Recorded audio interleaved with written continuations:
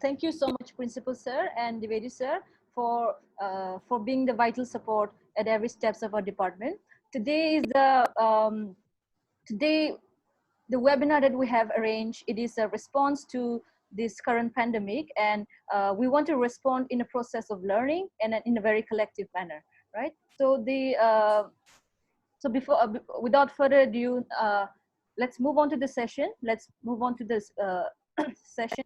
But to run very smoothly, I would request all the participants to keep your speaker at mute, and also send in your questions in the inbox. Your questions will be addressed after the lecture. And if in case if the session runs out beyond 40 minutes, then you can rejoin using the same link. And yes, and the meeting will still continue with the same link and the invite code, right? And yes, so today's topic is managing emotions in lockdown. So now I request Dr. Garima to take over, and please, you may start whenever you're ready. Thank you, Sushomi. And I'm very thankful to Dr. Manoj Sinha for encouraging our department to host these webinars. And thank you, Divedi sir, for your encouraging words as always. So I would like to start with the webinar now because we've talked so much about what you can expect. So I think it's time to get started with it. So today I'm going to be talking about how we can manage our own emotions. And this is not usual times that we are living in. These are very unprecedented, unusual times of COVID-19. And who would have imagined that we would be talking about health and mental health uh, in the context of a lockdown?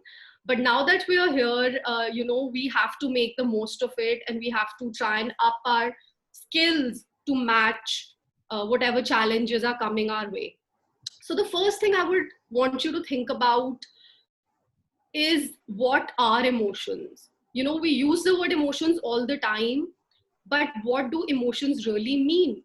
So basically, to put it in very simple terms, emotions are feeling states. It's how you are feeling at a particular given point of time. But the beauty of emotions is that they are universal. They cut across, language, cultures, gender. It doesn't matter who we are, but we are going to experience the same emotions like everyone else.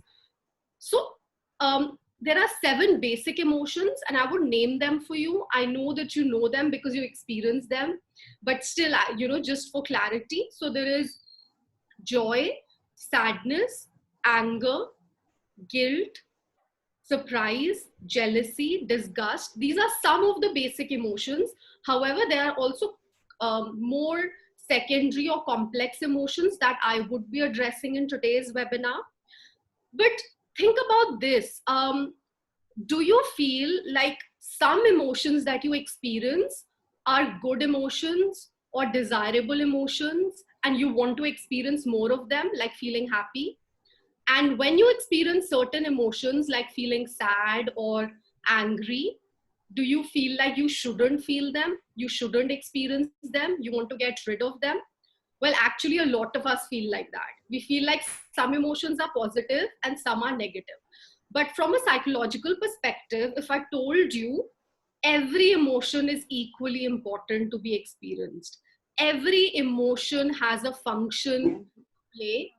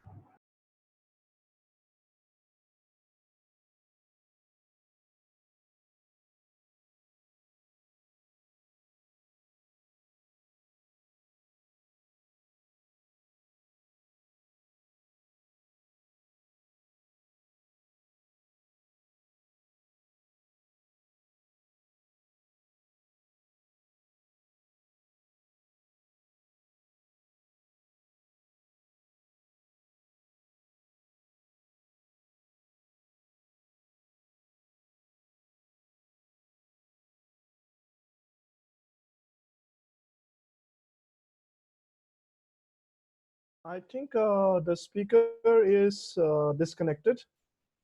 Maybe a technical glitch. We will wait for 2 minutes.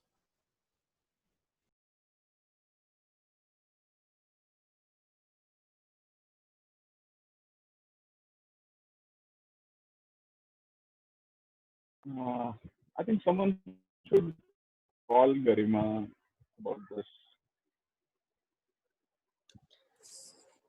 Yeah, she's coming back. She's trying to मेरा call back. Video disabled है, whoever is controlling, मेरा video disabled है, वो अगर चाहो तो आप कर दो एबल, ठीक है? Right, sir. Yeah, okay. So okay, I'm back. I'm really sorry it got disconnected. So I was talking about emotions and how it's important for us to experience every emotion and give space to every emotion.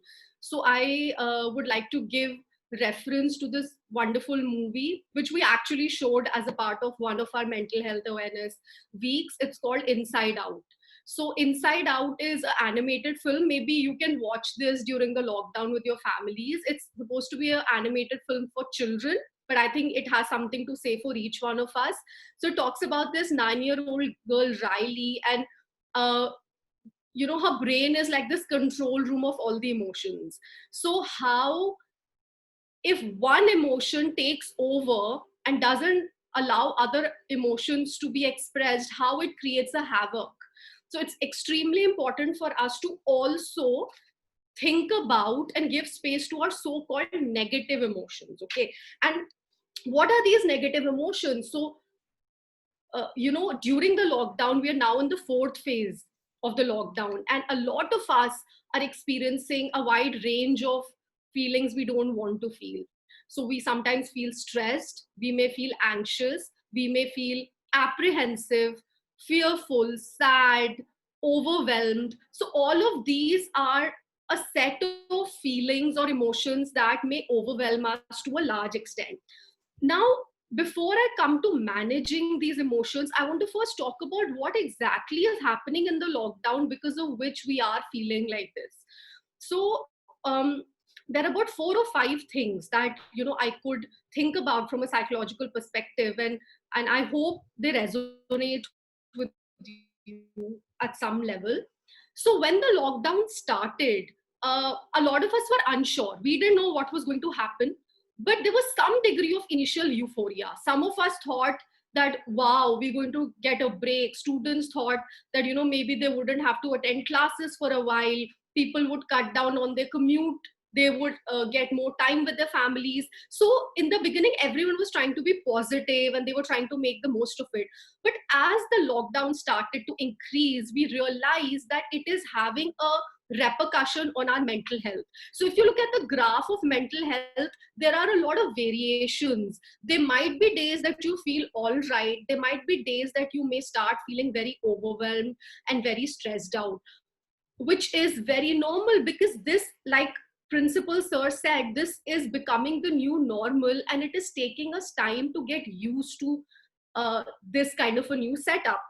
So that's the first thing why we're experiencing this. Secondly, there is a lack of routine. So we are all used to a structure and we take that structure for granted because every day we used to get up, we used to go to work, we used to go to college, we had to go buy things for the house, we would go for a walk, but we used to take it for granted because it was happening every day. And now suddenly we don't have that structure anymore. So things that we thought we had ready for us, opportunities which were there for us, are no longer there. We can't leave the house, we can't go to work, we can't meet our colleagues, our friends. So that builds frustration. It creates some mood swings in us depending on who we are as people and what we are feeling on that particular day. The third thing is because there is a decreased level of predictability. You can't predict how your day is going to be. You can't predict if you're going to have your exams or when you're going to have your exams. People who are employed can't predict if they will get a salary cut or not. is a lot of predictability, and not just for us, also for less fortunate people. Their degree of predictability is much more. We at least have a roof over our heads. We have the basic necessities, which they don't. So everybody is going through this predictability, which is also leading to discomfort, leading to negative emotions. Then there is a loss of pleasure and joy. Things that we used to enjoy doing, right? We could go out for a walk. We could go meet a friend for a cup of coffee. We could sit in the staff room and talk to our colleagues, and like let go of every little thing that we were experiencing in our family lives. All of that is gone. Also, creative spaces are no longer available to us. So anybody who was into sports or athletics or dramatics, or they wanted to go watch a film or listen to their favorite musician, it's no longer available. You only have virtual options. You can only watch Netflix, you can only FaceTime, but some of us are not okay with it. We long for social connection, and social connection somewhere cannot be substituted by virtual connection. So that can also lead us to feeling cut off and lonely, right? So no matter how much we tell each other that it's okay, everyone is going through it, it may not be the same for everyone. There are people who are away from their families. There are people who have aged parents. There are people who have health concerns. Everyone is dealing with it because of all of these factors, which is affecting them much more. And the last thing I want to talk about before I get into managing emotions is, how does uncertainty affect us? Uncertainty is something that each one of us reacts to differently because we are wired differently. We are all different individuals. We have different personalities. We have had different upbringing. We have different role models. All of these things will determine how we will react to it. So in the same family, one child may be more upbeat about it. They may be more positive about it. And the sibling who's been brought up in the same family may be more sad about it, may be more negative about it. Why? Because there are also biological reasons. So there is a part of our brain, which is known as amygdala, which actually gets activated every time we come in contact with a threatening situation, right? So for example, when we were nomads or when we were hunters, we would come across a tiger and suddenly the amygdala would get activated, and we had to choose whether we want to stay there and fight or we want to run away or escape from that situation. With time, we have learned that not every situation needs a flight or a fight response. We could also cope with it in different ways. But when something like COVID-19 comes along, which is unprecedented, we don't have any past experience, everyone is dealing with that uncertainty differently, right? So there is more often than not that your amygdala will get activated and will make you feel anxious. And that is why it's important for us to have control over the logical part of our brain or the reasoning part of our brain, so that we can pacify our anxiety. So what I'm trying to say is that having an upheaval of emotions is not wrong. It is absolutely not wrong. You should not feel like you shouldn't feel this, but you should know how to cope with it and how to deal with it, right? So I'm going to now come to why is it important to manage our emotions. I'm not using control our emotions. I'm not saying get rid of our emotions. I'm saying manage.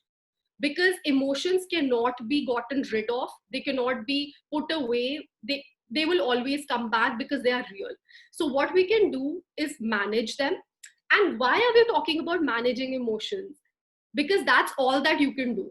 You can't control what's happening outside. You can't control when the lockdown will be lifted, when your domestic help can come, when you can go meet your friends, when will you have a normal life and you can go for a walk. That's not in your hands. So what is in your hands? Your own self and what you can do with your own thoughts and feelings.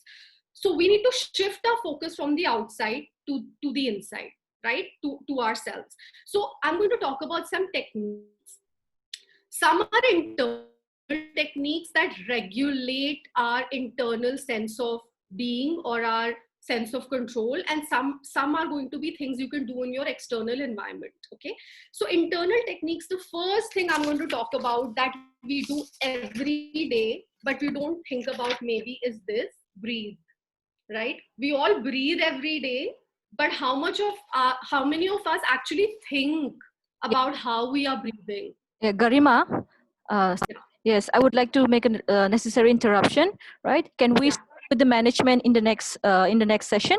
Like, because the session is getting over in 1 minute. Okay, so I'm talking about breathing, and I'm talking about breathing techniques to manage your anxiety. So whenever you feel a little bit anxious, just stop and focus on your breathing. Just make sure that you are noticing how you are breathing. So when you breathe in, your belly should be rising. You breathe out, it should contract, right? So this is a very simple way of relaxing yourself. Of course, it comes with time and practice. It's not something that is going to take away your anxiety immediately. So it's important that you incorporate focused breathing as a part of your routine. And I'll tell you another technique that you should use. It's known as the stop technique, which means whenever you feel anxious or stressed about something, just stop doing whatever it is that you're doing and focus in the here and now. Focus on your breathing and look around and look at something which is tangible and real in front of you. So, for example, I stop and I focus on my breathing. So, I'm breathing in and I'm breathing out. And then, suppose I see this paper and it's real, right? It's in front of me, and it's white. I can see how the texture is, and I can also focus on a sound. Maybe I can hear some birds, or I can hear the fan. I can hear a particular smell. I can use my touch and check the texture of a thing. You can hold a soft blanket, you could hold something like that. The idea behind this technique is to shift your focus from something that is making you anxious, because if you're thinking about something, most likely it is something that happened in the past, right? And you're thinking about it, or something that may happen in the future. You're anticipating it. You are imagining the consequences. You don't know whether it's going to happen, when it's going to happen, when your exams will happen, when you will get your degree, when you will get your certificate, when will you meet your boyfriend, girlfriend, friends, all of that. What is real right now is this moment, right? So you need to center yourself and focus on the here and now and focus on your breathing. It's a mindfulness technique. We do this with children all the time. We ask them to stand near the window and just observe what is happening outside whenever they feel anxious. So the point is not to push your thoughts away, but rather distract yourself and focus on something else which will calm you. So breathing techniques is a great idea.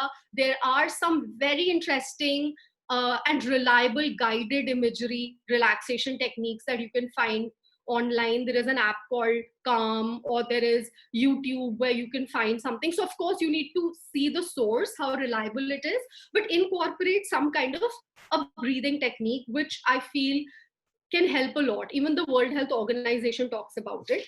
Externally, I'm going to give a few points how you can manage your emotions by managing a few things around you, right?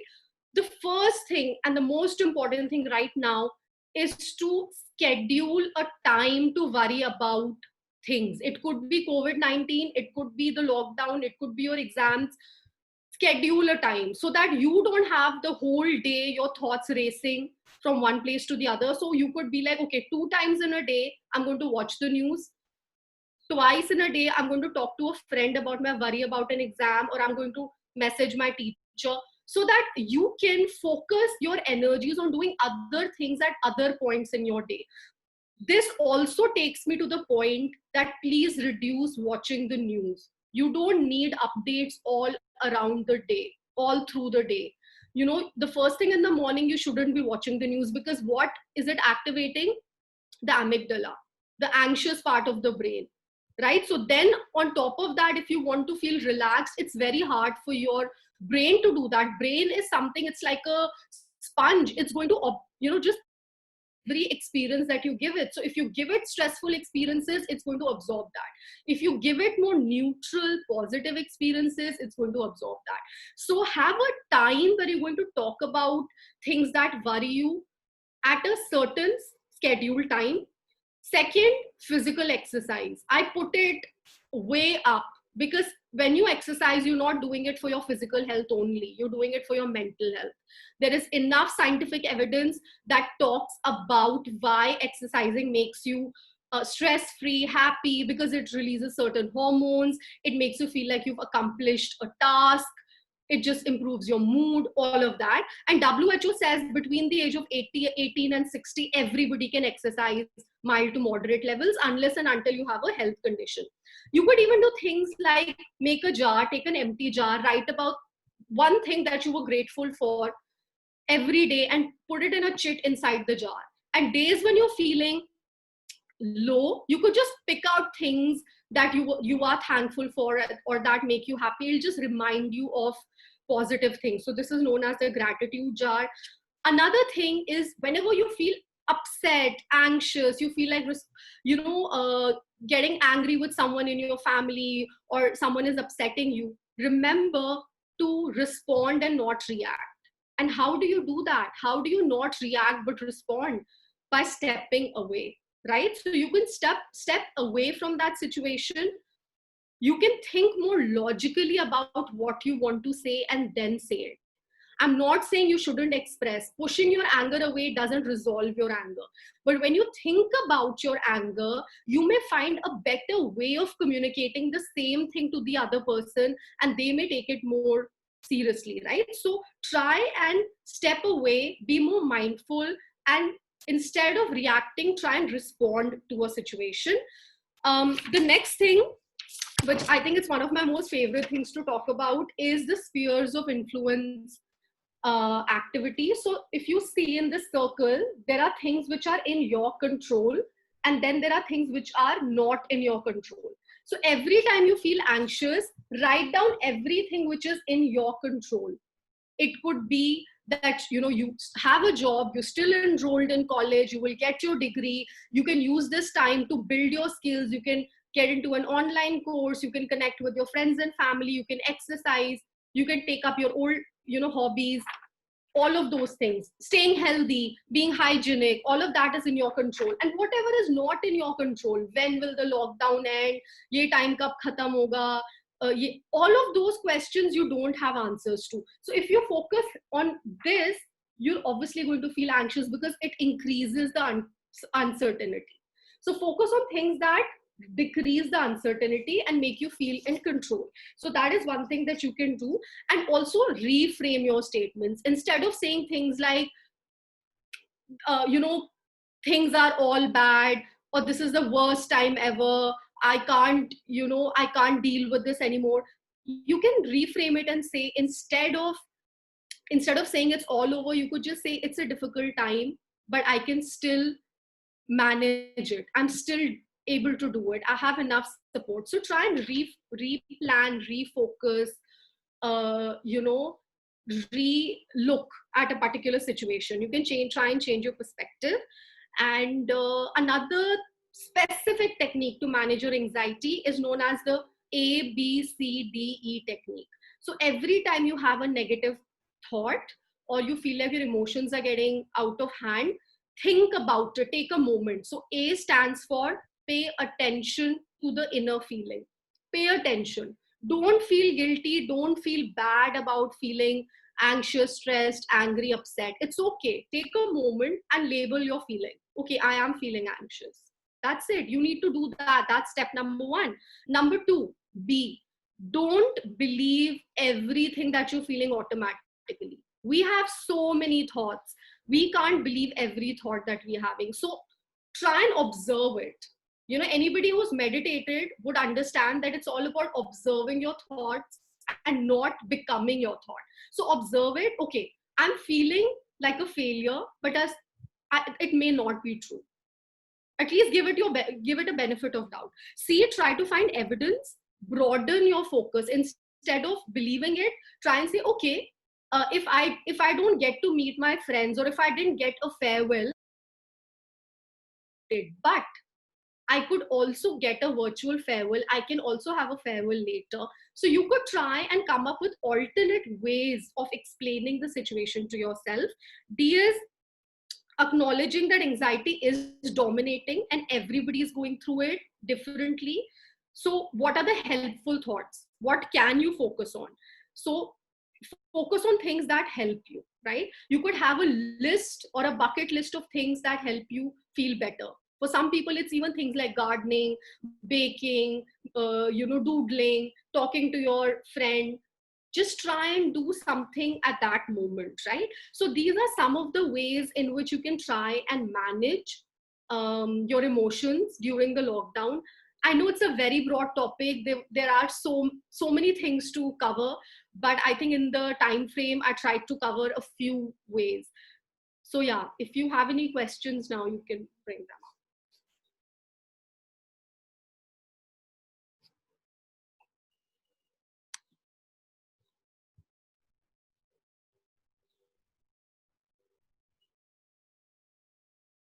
So Shumi, we can't hear you.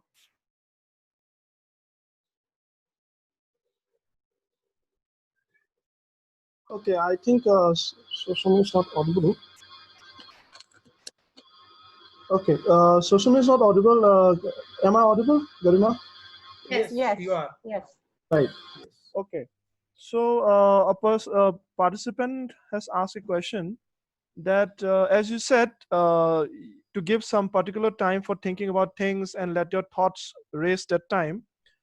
How about when we can't, but how can we ensure that after that particular time, we are not thinking about things Yeah. we don't have control about or we don't. Yeah, that's a very good question, a very valid question. I think the first thing is that I think it's great that you gave this a thought. You gave this option a thought, because a lot of people at the outset feel like ye to ho hi nahi sakta. So at least you're considering it. Now let me tell you, it takes some time and practice for you to uh, make your own self believe that you can have a control over your own emotions, right? Because you're used to a particular way of thinking. So if you are designating, say, 3 times a day when you're going to talk about your feelings, you may feel like you're venting out enough. And even after that, if you have fleeting thoughts, right? So for example, you're worried about your exam and you discuss, say, at 12 o'clock with your friends, then you watch the news at 3 o'clock, then 6 o'clock, again, you discuss whatever issues you have. During the day, if you're having other thoughts or similar thoughts, you could take a notebook and you could write them down. Just write your thoughts so that you have put it in a place so that the next time you have to address it, you have it there. You haven't pushed it away. The point is not to push it away. The point is to acknowledge it, register it, but come back to it later. So try and do this. Right. So the second question is from Ms. Priyanka Seth. She says, hello, Dr. Garima. How can we maintain sanity or emotional control when it comes to work from home, as it actually makes us irritable and agitated with no boundaries of professionalism and on personal domain? Priyanka, I completely hear you, because I have been hearing how hard it is for people who are working from home. Okay, so I will give you some quick tips. One of the things that you can do is to stick to a routine, right? So when you wake up in the morning, have a designated place to work. Don't work from the room where you sleep or where you watch TV. So even if you don't have a designated room, make a designated space where you're going to sit and work and get up whenever you want to take a break. Do not carry your work to your room or your leisure to your workplace. So even your food and everything shouldn't happen in the workspace. The second thing is, just having a routine for yourself will not help. If you have other members in your family, make sure that they also have their own routine so that everybody is productively engaged. So suppose there are children in the house, make sure that they have a routine to wake up, do some activities, do some home chores, do some exercises. So ensuring a routine is a great way. The second thing you need to remember is that just because you're at home doesn't mean that you're available to work all the time. You can have a boundary or a limit to when you will stop working. Put your laptop away, get out of that room, and spend time with your family like you used to earlier. That's important. Okay. So Sarthak says, many a times during this lockdown, I don't feel like talking to people much. It's like my mind is just making me isolated from everyone. I find it strange and want to work for it, but still can't do much about it. Okay, so I think what Sarthak is trying to say is that he is not feeling like connecting with other people, right? Yes, Yeah, ma'am. he's feeling isolated. Okay, Sarthak, the first thing I want you to remember is that it is not important for you to connect to other people if you don't feel like it. If you're not feeling like connecting to other people, it's okay. Everyone is different. Otherwise, also, some of us are introverts and some of us don't like to connect too much with people. But I would say there might be a few people that matter to you, who you feel comfortable with. If you are okay with talking to even one or two people in your day, that's fine. You know, this entire euphoria that people are creating, that have these long sessions of like calls and connections, it's okay if you don't feel like it. But if you're feeling very isolated, then it's something of concern, right? If you're feeling like talking to one friend or your parents once in a while, that's okay. You may need that kind of space for yourself. You're in a particular age group. Developmentally also it's different for younger people. But I would say have some kind of a contact, right? And have some kind of space for some kind of activity apart from just being in your room and doing your studies. That's more important. So it doesn't have to be connection like other people. It could mean something different to you. Does that Okay. answer? I think many questions are coming in. I think we won't have that much of a time. Yeah. So let's take 3 questions for now. And moderator, please save the chat message so that we can respond Yeah, they can email to or the you can write a answers reply. through Yeah. email. Yeah. Right. Yes, So continuing on, 3 more questions to go. Uh, Khushi says, as we can see that many people are using this time to be as productive as possible, but is it okay to give yourself a break during such difficult times and not feel the pressure of being productive? Yes. Khushi, very good question, because I think this lockdown has generated so much of pressure on people to be productive, because everybody that you see around you, and mind it, you're watching them on social media. So you only see a part of their day where they are putting out something that they have accomplished. They're not dealing with telling you their challenges. They're not telling you what problems they are having. So don't feel pressured to be overtly productive. Firstly, define what is productivity for you. On a particular day, doing the bare minimum is also productivity. On another day, accomplishing a bigger goal might be productivity. So don't feel pressured by what other people are doing, because everyone's life stories are different. You have to focus on your own self and try and focus on what will make you happy. Productivity isn't just about accomplishing something without finding meaning in it. I would ask you to find something meaningful also. Even when you study, if you don't find something meaningful, you may not even pay attention to studying that. But if you find a sense of meaning or connectedness to it, you will do it more. So try and find things that make you feel connected, and you try and find purpose and meaning in that. Okay, just doing x number of things in a day is not productivity. It's also about quality of what you're doing. So even if you're cleaning your cupboard and throwing out old junk, is also being productive. Or days when you're just caring for yourself and not doing anything is also productivity. And days when you're making notes is also productivity. So don't feel pressured, Khushi. All right. So second last question. Jeet says, I feel like I have changed and I'm changing a lot during this period. Sometimes I feel positive and sometimes very negative. How do I know if the change is a positive growth or a negative degradation? Okay. So, Ajit, again, I think excellent self observation, because I think it's very important for us to also observe what we are going through. See, I think an unusual time. Like, you haven't been in something like this before. So, there might be days when you're overcoming certain stresses and anxieties and you're trying to be positive, and then on another day it gets, the better of you. It's okay. I would say try and structure your routine as much as possible, so that even if you don't have classes, you can still have a time to study, still have some time to enrich your skills. When you're a student, it's not just about your studies. You can use this time to plan ahead. You can enroll in an online course, do that, then take out time for some home chores. I'm sure you're helping at home also, right? And then take out time for exercise. So try and keep yourself busy and let these thoughts come. It's okay. You're a human being. You will have negatives and positives. You'll have all kinds of thoughts. Write about them. Write them and then look at it at the end of the day and see what are the things you want to keep. So build on them, and what are the things you want to let go. Okay, but don't let go without observing what you're going through.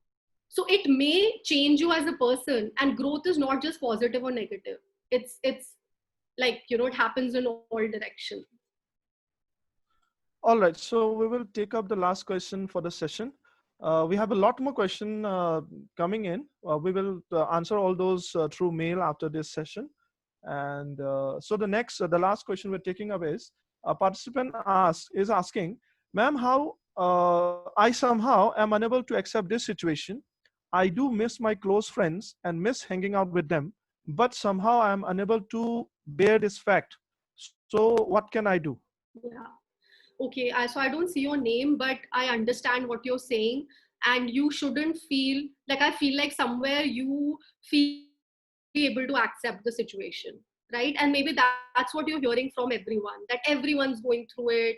And, like, how are you different? But it's okay. Maybe your friends mean something really special to you. Maybe they mean something, they do something to you, to your personality, to your identity, to your individuality. So I would say, why don't you think of it in a way, or just feel gratitude for these friendships and these friends, and think about the positive memories that you've built. And this time doesn't mean that you will not have it again with them, right?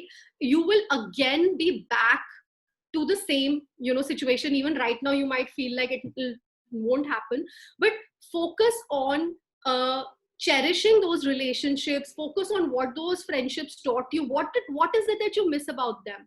Try to recreate it as much as possible. Right now you can talk to them, you can write a letter. How many of you, I think this generation doesn't even write letters.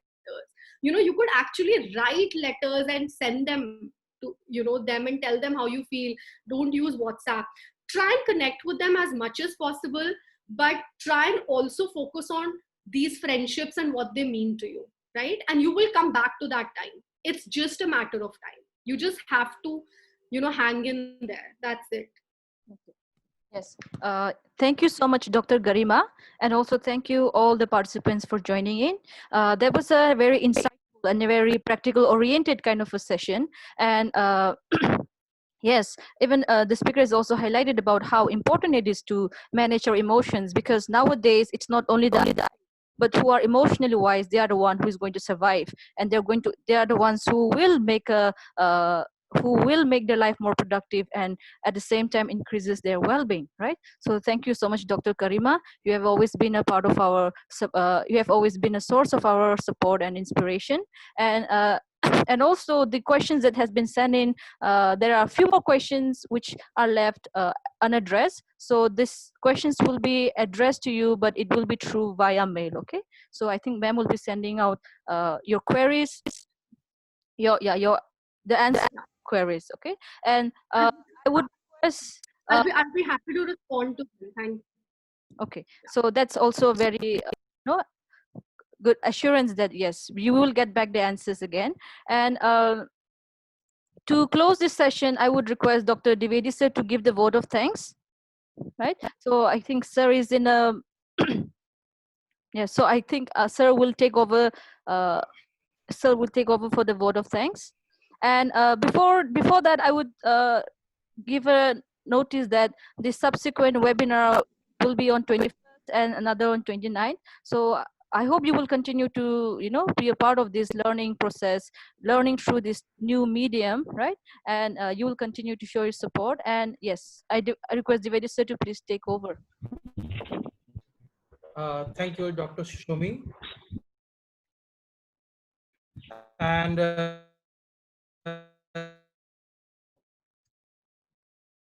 girls for me, in fact, everyone in a way. We may not accept it, but one way or the other we are facing. And solutions that you offered are really very remarkable. It's something to do that we can do very easily. And when we are talking about the very nicely said that emotions are not to be suppressed, sidelined, and this is what we talk about in rust theory. There are 9 ruses over there, 9 types of emotions, and you correctly said 6 dominant emotions are there. Other are not so much means prominent. And it is said in Bharat Shastra, all emotions are to be enjoyed. And we were all together looking at that Inside Out movie. We had said about it, no emotions is to be suppressed or sidelined. They have to be used in a particular way.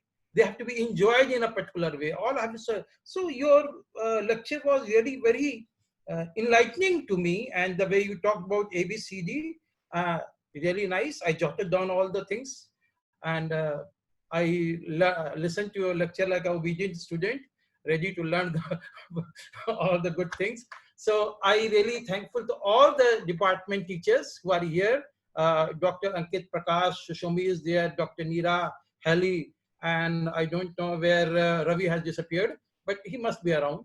So we all are very thankful to all the members of the department. You have done something very grand, and you must be knowing we are connected from means by the people who have connected to us in different parts of country, not exactly from Delhi, where they were making straight inquiry from me. So it's very beneficial to us, and they can always correspond. They can always get the means queries addressed by you, and you are very nicely ready to oblige them. So thank you to all of you, and especially to Dr. Manoj Sinha, who really helped us in getting these things actualized. You members of the department are really great, and it was a great learning experience. Thankful to all the students who are listening over here. You can directly address your question to the person who was speaking over here, and she can take care of those things. Thank you very much. We shall be meeting again tomorrow. Thank you so much for joining, everyone. Thank you, sir. That is the end of this session. And we hope to meet you again tomorrow and have more fruitful conversation. So Yes. thank you again, and good day to you all. So I'm ending the meeting, okay? Thank you.